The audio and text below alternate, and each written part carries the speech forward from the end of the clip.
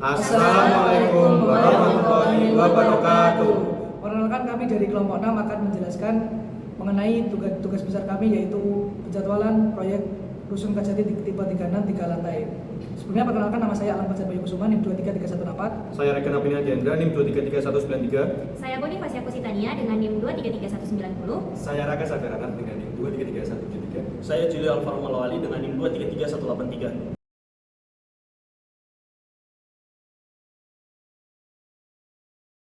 Di sini saya akan menjelaskan latar belakang penjadwalan pekerjaan proyek konstruksi.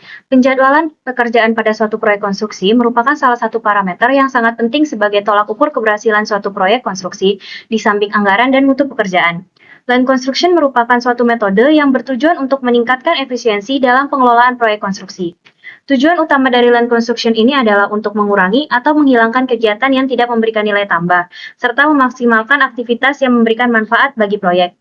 Metode yang kami gunakan merupakan metode task planning, yaitu metode perencanaan yang bertujuan untuk menciptakan aliran kerja yang stabil atau mengurangi pemborosan. Lalu ada tujuan dari tugas besar. Yang pertama yaitu untuk mendefinisikan dan mengurutkan aktivitas pekerjaan proyek. Lalu yang kedua memperkirakan sumber daya dan memperkirakan durasi aktivitas proyek. Lalu yang ketiga membuat kurva S rencana. Lalu yang keempat, membuat PDM aktivitas proyek. Lalu yang terakhir yaitu menerapkan land construction pada proyek dengan menggunakan metode task planning. Berikut ini data proyek yang dapat dilihat pada slide berikut ini. Rencana pelaksanaan rincinya itu dilakukan dari September sampai Desember 2024, lalu rencana pelaksanaan pembangunannya dilakukan pada 1 Februari sampai 22 September 2025 selama 8 bulan. Lalu pada slide berikut ini terdapat rencana anggaran biaya awal. Pada rekapitulasi RAB awal proyek Rumah Susun Kejati ini mendapatkan nilai sebesar 15.717 juta sekian tanpa ditambahkan PPN 11%.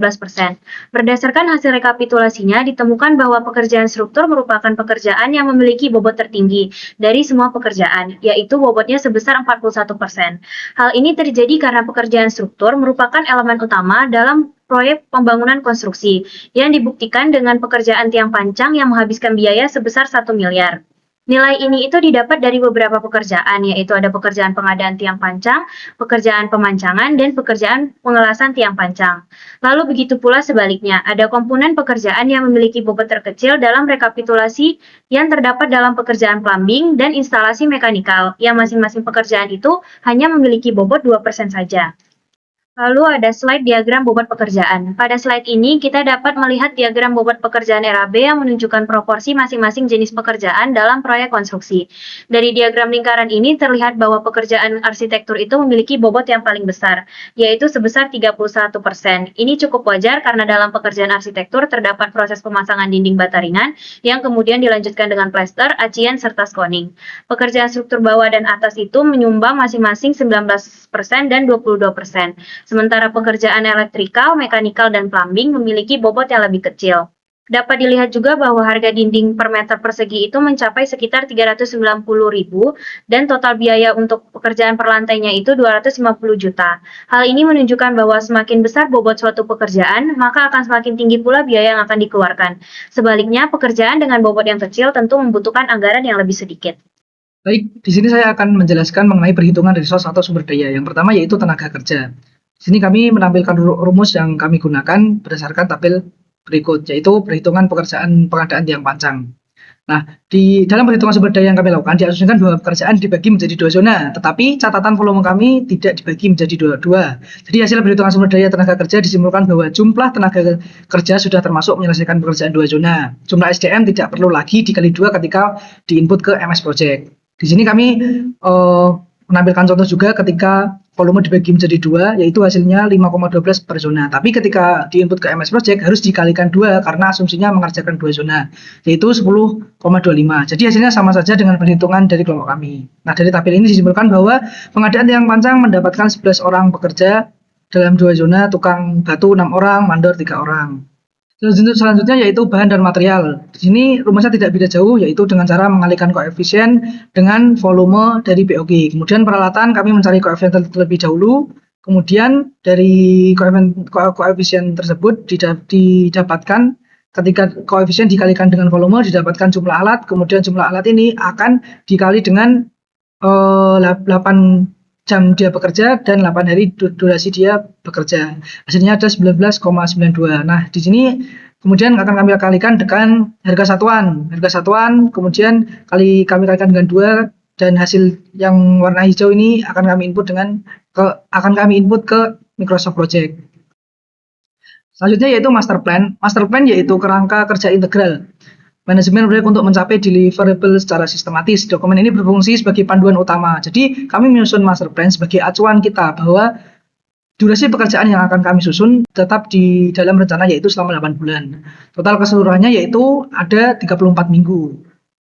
Nah, di sini ada rinciannya pekerjaan persiapan 28 hari. Kemudian pekerjaan yang paling lama yaitu arsitektur selama 84 hari. Dapat lihat di tabel berikut rinciannya. Jika ada pekerjaan yang lebih durasi, master plan, maka perlu dievaluasi kembali. Kemudian yaitu perhitungan task planning. Perhitungan task planning dibuat untuk menyeimbangkan proses pengerjaan dan juga melancarkan proses operasional. Manfaat dari task planning yaitu yang pertama mengurangi waktu menunggu yaitu idle time, kemudian yang kedua meningkatkan prediktabilitas jadwal, yang ketiga meminimalkan pemborosan dan meningkatkan produktivitas. Nah, di sini kami menampilkan contoh yaitu sebagai contoh ASP pembuatan pagar dibagi menjadi 2 zona. Jadi kami menetapkan ritme setiap task time yaitu kelipatan 2. Jadi minimal setiap zona dikerjakan selama 2 hari. Jumlah task time akan digunakan nanti disesuaikan kepada kebutuhan tenaga kerja alat agar tidak melebihi max unit atau batas kewajaran. Dengan rumus jumlah SDM yaitu koefisien baru per task time yang direncanakan.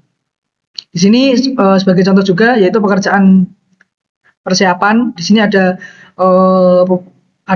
kodenya. Kemudian kita mengambil contoh pekerjaan persiapan di mana setiap BPS pekerjaan persiapan dihitung task time-nya masing-masing. Kemudian disusun menjadi satu gerbong rangkaian pekerjaan. Selanjutnya yaitu setelah kami menyusun task planning, kemudian kami akan menggabungkan menjadi master task. Master task bertujuan untuk mengetahui urutan pekerjaan dan durasi ketika sudah digabungkan dengan pekerjaan lain. Nah, pada master task kami dapat memasukkan buffer untuk menjaga keterlambatan pekerjaan proyek. Dalam satu kolomnya kami menggunakan task 2 hari setiap satu kolom. Kemudian dari total pengerjaan kami selesai di tanggal 22 September yaitu pada minggu ke-33, menyisakan buffer 1 minggu. Nah, di sini perhitungan yang kami tampilkan yaitu pekerjaan arsitektur lantai 1, lantai 2, lantai 3. Di sini ada kodenya pemasangan dinding, kemudian dilanjutkan 31 pekerjaan plaster. Nah, dasar yang kami gunakan yaitu dari RKS seperti contoh di samping yaitu pekerjaan dinding harus menunggu dulu minimal 48 jam. Kemudian pekerjaan network di sini juga sama ritmenya, setelah 4 hari bekerja dia akan berpindah ke zona 2. 4 hari selanjutnya dia akan berpindah zona lagi, begitupun seterusnya. Selanjutnya yaitu perhitungan MS Project. Jadi dari kami menggunakan Microsoft Project dapat dihasilkan yaitu total durasi, kemudian urutan pekerjaan yang jelas karena akan dihubungkan menggunakan predecessor, kemudian jumlah estimasi cost yang harus disiapkan. Nah, di sini kami menampilkan sedikit cara kami menggunakan Microsoft Project, yaitu yang pertama dengan menambahkan sumber daya harga satuan pada resource sheet, kemudian memasukkan resource-nya. Nah, jangan lupa juga mengisi jumlah durasi sesuai dengan master task. Kemudian memasukkan predecessor yaitu menghubungkan antar pekerjaan dengan format yaitu FF, SS, FS atau SF. Selanjutnya yaitu inilah hasil final dari perhitungan Microsoft Project kami. Didapatkan biaya sebesar 12.200.000.000 sekian. Kemudian pekerjaan dapat diselesaikan sampai tanggal 22 September. Ini artinya sesuai dengan master task rencana kami. Nah, total paling lama yaitu pada pekerjaan struktur. Di sini dapat dilihat yaitu pada balok selama 38 hari karena di sini harus menunggu dulu balok dibongkar sesuai dengan RKS. Kemudian dari hasil perhitungan Microsoft Project kami dapat menampilkan cash flow atau kurva S. Nah, di sini diagram di sini sesuai dengan kurva S yang kami buat pada Excel. Pada bulan Juli terjadi kenaikan biaya yang sangat besar yaitu karena dimulainya pekerjaan arsitektur, kemudian plumbing dan juga elektrikal. Berikutnya adalah PDM atau Pre-Design Diagram Method, merupakan jaringan simpul yang memperbolehkan penggunaan 4 jenis hubungan yaitu finish to start to finish, start to start, dan juga start to finish, yang deskripsinya bisa dibaca pada slide berikut. Pada tabel di samping, merupakan hasil hitungan PDM kami yang diimplementasikan pada proyek Rusun Kajati 3 lantai, yang perhitungannya kami menggunakan format sebagai berikut, yang berisi early start, duration, early finish, description, late start, action, late finish. di mana berikut merupakan tabel keseluruhan dari PDM proyek kami. Kami menghitung float atau kelonggaran waktu yang dimiliki suatu aktivitas sebelum menunda proyek atau aktivitas lain, yang dihitung dengan menggunakan forward pass maupun backward pass, di mana forward pass kita gunakan untuk menentukan early start dan early finish, dengan backward pass untuk menghitung late start dan juga late finish, di mana late start, late finish, early start, early finish ini yang nantinya akan menentukan float dari sebuah aktivitas. Total float bisa didapatkan dengan cara late finish dikurangi durasi dan dikurangi early start. Nah, apabila aktivitas itu memiliki total float 0, maka aktivitas itulah yang terletak pada jalur kritis atau menentukan durasi proyek. Aktivitas pada jalur ini tidak boleh terlambat agar proyek selesai tepat waktu. Nah, jalur kritis ini diidentifikasi melakukan perhitungan forward pass dan backward pass tadi, kemudian dirangkai dari awal hingga akhir proyek. Pada proyek kami, jalur kritisnya terletak pada aktivitas A, B, C, D, E, F, G, H, I, J, L, O, dan P, di mana durasi proyek totalnya 33 minggu. Ada juga lead dan lag, di mana lead dan lag ini digunakan agar aktivitas itu lebih masuk akal dan tidak terlalu cepat atau terlalu lama. Contohnya, ada pekerjaan artwork bisa dimulai 2 minggu setelah pekerjaan persiapan. Maka mereka memiliki lead 2 minggu. Sedangkan pekerjaan groundwater tank bisa dilakukan 12 minggu setelah pekerjaan pile cap dan juga tie beam selesai. Maka dia memiliki lag 12 minggu. Berikutnya ada LSM atau Linear Schedule Method, yaitu metode penjadwalan yang menggambarkan aktivitas proyek secara linear berdasarkan waktu dan lokasi atau unit pekerjaan, di mana sumbu X mewakili hari atau durasi, lalu sumbu Y mewakili lokasi atau unit atau jarak, lalu garis miring adalah contoh aktivitas, dan juga kemiringan garis mewakili produktivitas aktivitas. Nah, tipe proyek yang cocok untuk LSM ini adalah proyek yang linear seperti jalan, pipa, kabel, atau bisa juga gedung bertingkat. Contoh di sini kita mencontohkan pekerjaan artwork pada proyek kami. Nah, pada linear schedule method ini perhitungannya bisa dilihat pada tabel berikut, di mana yang paling penting itu adalah durasi dan juga produktivitas alat per hari. Yang didapat dari mengalihkan produktivitas meter kubik per hari alat dikali jumlah alat. Setelah itu kita susun timeline per hari per alat per produktivitasnya, lalu kita masukkan langsung pada grafik pada Excel dan akan menghasilkan linear schedule method seperti ini. Pada linear schedule method, garis antar aktivitas tidak boleh saling berpotongan karena suksesor tidak mungkin mendahului predesesor. Maka dari itu harus diberi time buffer. Biasanya aktivitasnya mulai lebih lambat. Nah, semakin curam garis, maka semakin tinggi produktivitasnya. Sedangkan semakin landai garis, maka semakin rendah produktivitasnya. Berikut merupakan contoh LSM pada proyek perumahan yang kami dapat pada jurnal Linear Schedule for Project Building. Nah, menggunakan LSM dapat memudahkan untuk mendeteksi konflik atau aktivitas yang tidak logis namun tidak dirancang untuk menunjukkan jalur kritis dan tidak cocok untuk proyek yang kompleks.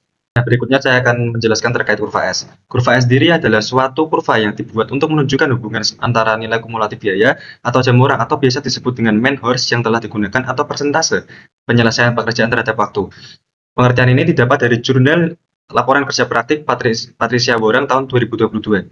Nah, untuk fungsi kurva S sendiri yaitu yang pertama menunjukkan waktu penyelesaian proyek, kedua menentukan besarnya biaya pelaksanaan proyek, dan berikutnya adalah menentukan waktu untuk mendatangkan material dan alat yang akan dipakai. Untuk fungsi sendiri ditulis oleh Gunadi Ibnu Sutopo dan juga Lely Hendardi pada tahun 2022. Di sini saya akan menunjukkan kurva S yang dibuat oleh kelompok kami.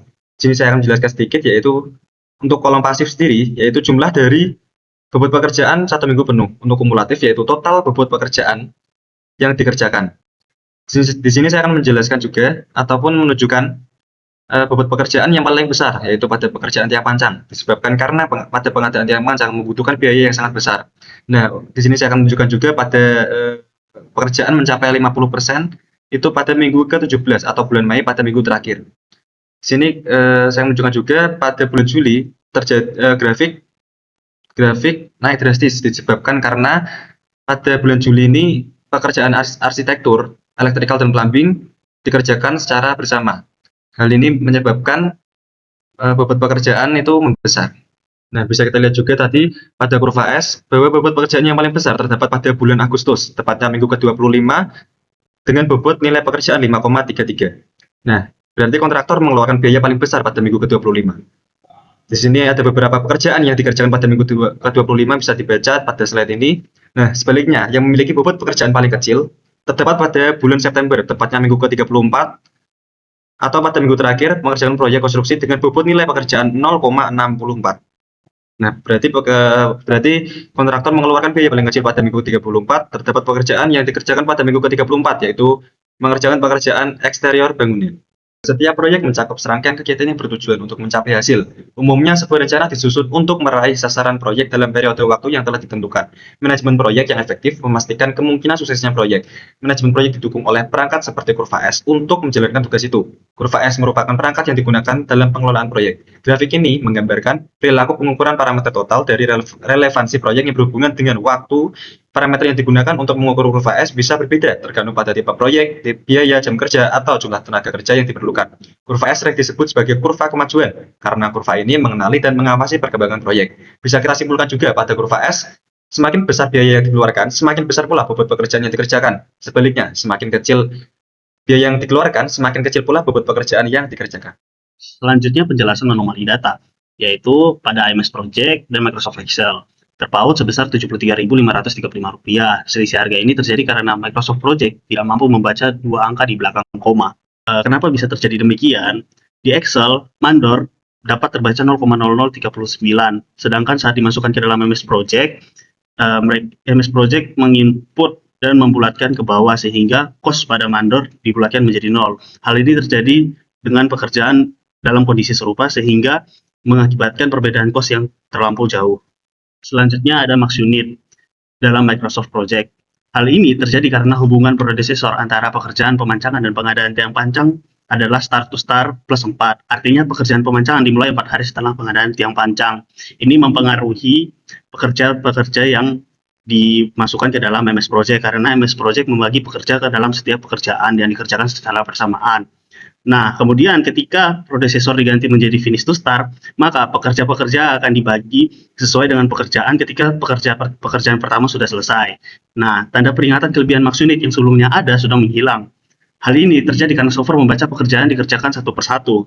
Jadi kesimpulannya, max unit karena MS Project membagi tenaga kerja ke setiap pekerjaan yang sedang berjalan bersamaan dikarenakan pengaturan hubungan predesesor di setiap pekerjaan. Lalu yang selanjutnya adalah perhitungan waktu durasi proyek bermasalah. Hal ini terjadi pada pekerjaan artwork di mana tidak bisa dibulatkan yang harusnya menjadi 21 hari. Pada MS Project dibaca 20,75 hari. Ini tentunya tidak sesuai dengan pekerjaan lain, contohnya pekerjaan Typebeam, di mana ketika kami menginput data durasi dengan benar, pekerjaan Typebeam mampu dibaca genap 20 hari.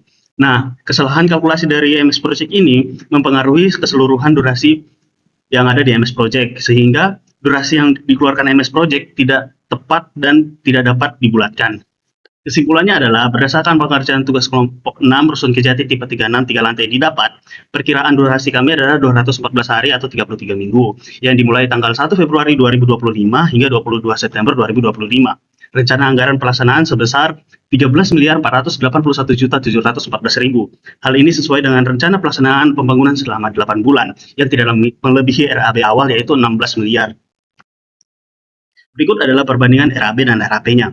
Pada RAB, kami pekerjaan terbebani dengan bobot struktur yang melebihi 40% biaya yang ditanggung. Sedangkan setelah dikelola dan masuk ke RAP, hal ini RAP memiliki selisih yang cukup jauh yaitu 3,5 M dengan persentase selisih sebesar 20,6%. Ini membuktikan bahwa integrasi lain khusus dengan metodenya dapat memaksimalkan aliran kerja, mengurangi waste, dan meningkatkan produktivitas proyek secara keseluruhan. Sekian dari kelompok kami. Mohon maaf jika ada salah kata. Terima kasih.